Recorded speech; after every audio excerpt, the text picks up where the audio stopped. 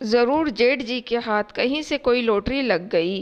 क्या कहा, इतना बड़ा मकान, एक ही तो बेटा है तुम्हारा, फिर इतने बड़े मकान की क्या ज़रूरत?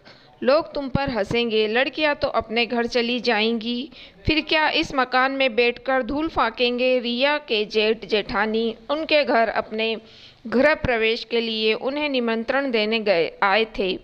जैसे ही रिया को पता लगा कि उसके जेठ जेठानी ने अपना बड़ा मकान बनवाया है, तो वो एकदम से अपनी जेठानी से बोल पड़ी। रिया और सुमित को तो सास ससुर का पुराना मकान मिल गया था। पहले सब लोग एक साथ ही उस घर में रहते थे। रिया की एक ही बेटी थी। सास ससुर का दिल सुमित के साथ होने का कारण उन्होंने बड़े बेटे शिवम को बोल दिया कि ये मकान तो हम सुमित के नाम कर रहे हैं, क्योंकि उसे बेटी की शादी भी करनी है। वो कहाँ से इतना कुछ करेगा?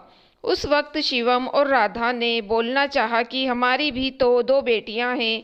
उनका किसी ने नहीं सोचा, लेकिन वो दोनों चुप रहे और चुपचाप मकान खाली करके किराए के मकान में चले गए। रिया की बात सुनकर राधा बोली, देवरानी जी, एक बेटे के साथ मकान छोटा होना चाहिए, ऐसा तो कहीं नहीं लिखा। हमारी दोनों बेटियां भी शादी के बाद अपने मायके आएंगी, उनका भी इस घर पर बराबर का हक रहेगा। फिर इतने सालों से किराए के मकान में रह रहे हैं, अपना मकान होते हुए किराए के मकान में रहने का दर्द मैं ही जानती हूँ।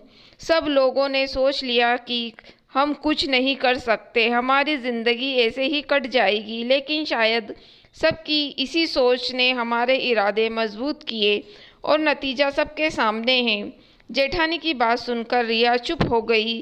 खैर, घर प्रवेश का दिन आया। रिया और सुमित भी शिवम और राधा के घर पहुंचे। पहले पूजा और फिर खाना।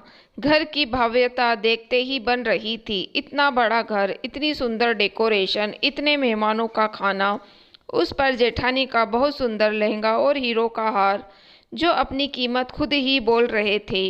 ये सब देखकर रिया तो जैसे गश खाकर गिरने को तैयार थी।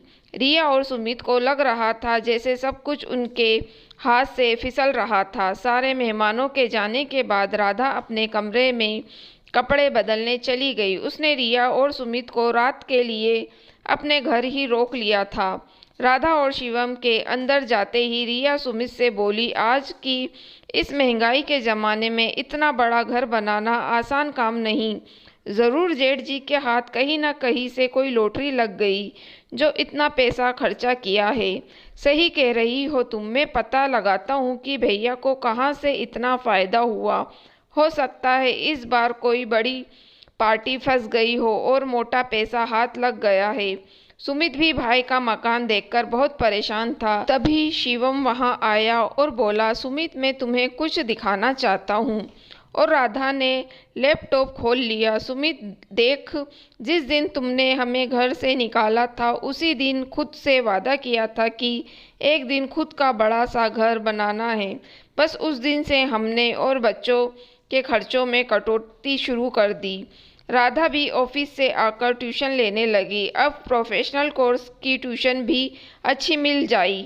धीरे धीरे राधा ने अपनी नॉलेज का फ़ायदा उठाया और अपने पैसे को म्यूचुअल फंड और गोल्ड में लगाना शुरू कर दिया।